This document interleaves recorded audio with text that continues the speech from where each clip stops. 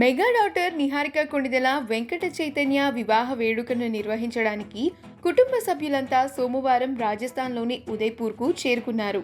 వీరి వివాహం ఉదయ్పూర్లోని hotel the Oberoi విలాస్లో December 9వ తేదీన జరగనున్న విషయం తెలిసిందే. సోమవారం రాత్రి ఉదయ్ విలాస్లో సంగీత్ కార్యక్రమం జరిగింది. ఈ కార్యక్రమంలో మెగా అల్లు కుటుంబాలు పాల్గొన్నాయి. ఈ కార్యక్రమంలో మెగా అల్లు ఫ్యామిలీస్ పాల్గొన్నాయి.